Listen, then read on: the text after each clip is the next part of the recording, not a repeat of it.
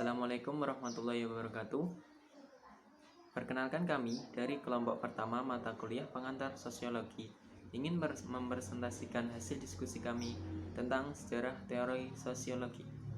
Kelompok kami beranggotakan yang pertama, saya sendiri Rio Hakiki, NIM 430102018. Yang kedua yaitu teman saya Muhammad Fuad Munaim, NIM 43010200150. Dan yang terakhir adalah Denis Setiawan, NIM 43010200151. Yang pertama, saya akan membahas tentang teori sosiologi. Teori sosiologi pada hakikatnya merupakan dua fakta atau lebih atau pengaturan fakta menurut cara-cara tertentu. Fakta merupakan suatu yang dapat diamati dan umumnya dapat diuji secara empiris. Secara sederhana, teori sosiologi dapat diartikan sebagai hubungan dua variabel yang atau lebih yang telah diuji kebenarannya. Variabel ini merupakan karakteristik dari orang-orang, benda-benda, keadaan, dan lain-lain.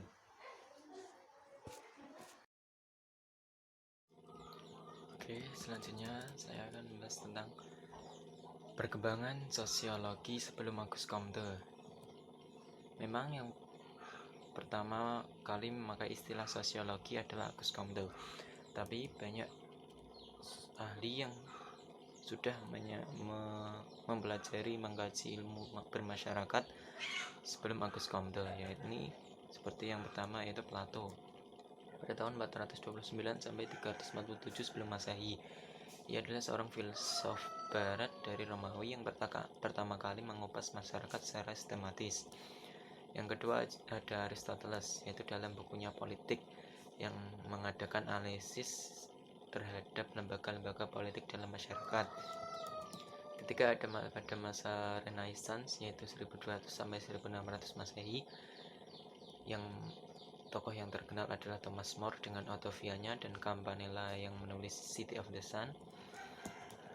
Yang keempat ada Ibnu Khaldun, yaitu filsafat Arab yang mengumumkan beberapa prinsip pokok untuk memanfaatkan kejadian sosial dan peristiwa dalam sejarah. Yang kelima ada Hobbes, yakni pada abad 17 muncul tulisan Hobbes berjudul Leviathan yang ditandai dengan inspirasi hukum lama. Hobbes berpendapat bahwa dalam keadaan alamnya kehidupan manusia didasarkan pada keinginan yang mekanis.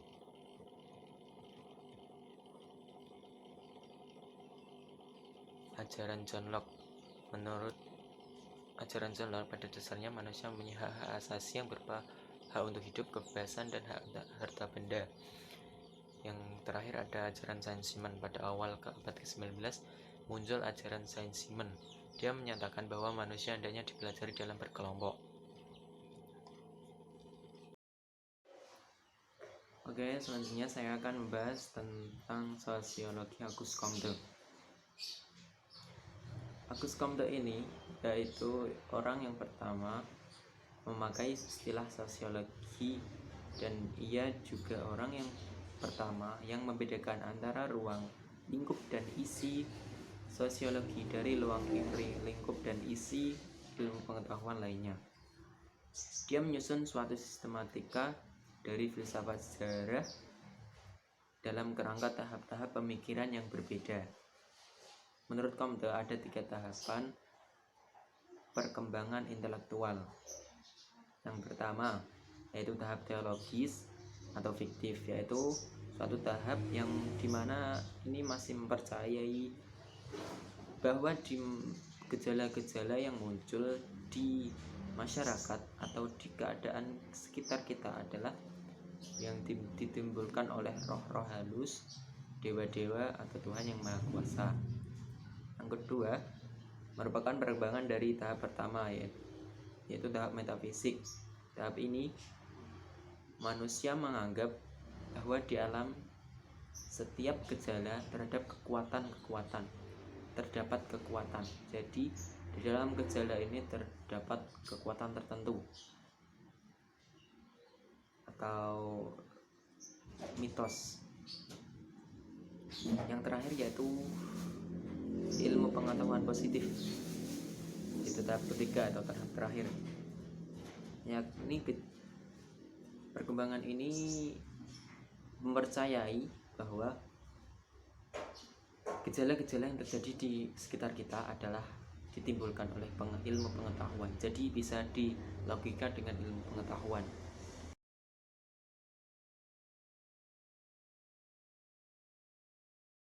Ilmu pengetahuan positif. Selanjutnya kita akan bahas tentang ilmu pengetahuan positif. Ilmu pengetahuan positif adalah ilmu yang memusatkan perhatian pada gejala-gejala yang nyata dan konkret tanpa ada halangan pertimbangan-pertimbangan yang lainnya, yaitu tidak percaya pada roh-roh halus atau ini disebabkan dengan ini, jadi ada sebab musababnya. Jadi bisa dilogika bagaimana terjadinya, kapan terjadinya, dan mengapa terjadinya.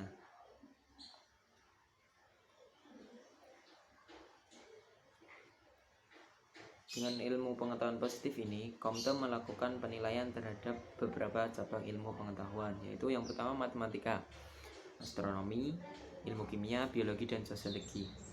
Hal yang paling mengagetkan di sini atau yang paling menonjol di sini adalah penilaian Comte terhadap ilmu sosiologi. Yakni menurut Comte, ilmu sosiologi adalah ilmu yang paling kompleks.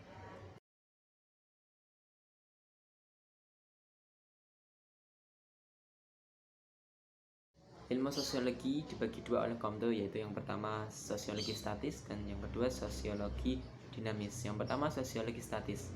Sosiologi statis yaitu merupakan sosiologi yang memusatkan perhatian pada hukum-hukum statis yang menjadi dasar dari adanya masyarakat, yaitu mempelajari tentang aksi-aksi dan reaksi-reaksi timbal balik.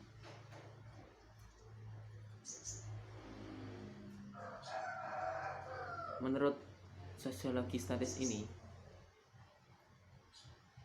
semua gejala sosial yang ada di masyarakat itu saling berkaitan atau saling berkesinambungan. Jadi unit sosial yang paling penting bukanlah individu, yaitu tapi keluarga dan bagian-bagiannya yang terikat oleh simpati. Agar suatu masyarakat berkembang simpati harus diganti dengan kooperasi yang mungkin ada apabila terdapat pembagian kerja.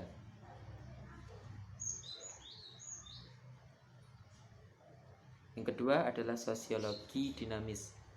Sosiologi dinamis merupakan teori tentang perkembangan dalam arti pembangunan. Ilmu pengetahuan ini menggambarkan cara-cara pokok dalam mana perkembangan manusia terjadi dari tingkat yang intelijensia rendah, IQ rendah, sampai IQ tinggi, yaitu bahwa seiring berjalannya waktu manusia akan mengalami perkembangan tingkat intelijensia, yang mana manusia akan berkembang menuju suatu kesempurnaan tingkat intelijensi.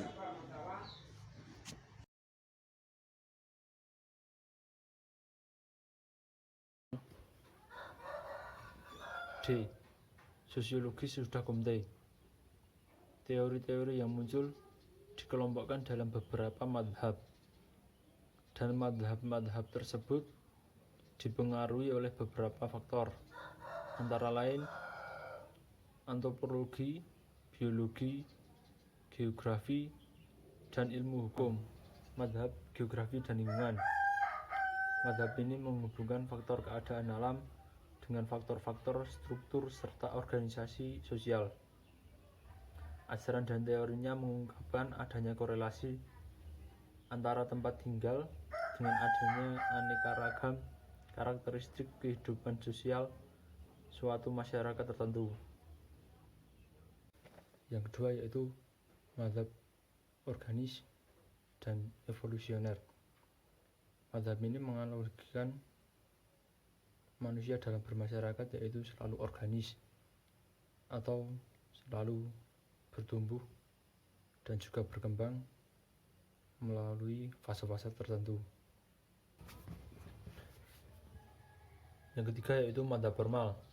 Madhab formal merupakan madhab yang mengusahakan hubungan sosial antara kelompok sosial maupun individu tanpa membedakan tujuan-tujuan dan kaidah-kaidah. Kemudian yang keempat, madhab psikologi. Madhab psikologi merupakan madhab yang mendasarkan teori terhadap reaksi psikis, dari mana hal ini tentu akan berpengaruh terhadap psikologi. Kemudian yang kelima yaitu madhab ekonomi. Madhab ekonomi merupakan madhab yang mendasarkan pada sikap masyarakat untuk mencapai perubahan demi menggapai kesejahteraan. Kemudian yang keenam yaitu madhab hukum, yaitu madhab yang mendasarkan pada hubungan antara hukum dengan jenis-jenis solidaritas yang ada di masyarakat.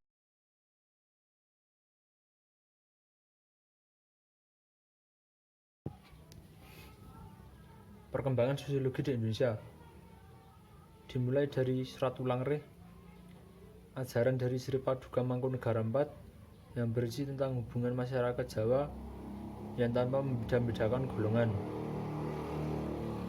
dari Ki Hajar Dewantara yang menyumbang konsep pemikiran kekeluargaan dan kepemimpinan yang diterapkan di organisasi Taman Nasional. Kemudian pada masa penjajahan Belanda, banyak sarjana Belanda yang mengambil aktivitas sosial masyarakat Indonesia sebagai objek penelitian, namun dengan tujuan pengetahuan sendiri. Pada 17 Agustus 1945, Sunaryo Kolopaking mulai mengajar sosiologi di Akademi Ilmu Pengetahuan Jogja. Beliau mengadopsi materi yang telah diajarkan dari bahasa Belanda ditransit menjadi bahasa Indonesia.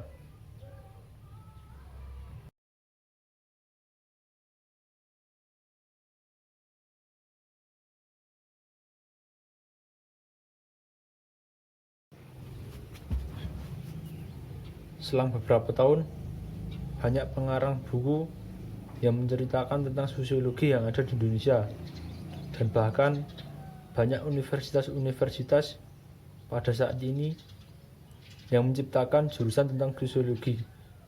Hal ini merupakan hal positif yang tentunya akan menjadi tombak agar tercipta perkembangan sosiologi yang ada di Indonesia demi kepentingan masyarakat. Sekian dari kelompok kami. Apabila ada kekurangan, kami mohon maaf yang sebesar-besarnya. Wabillahi taufiq wal hidayah.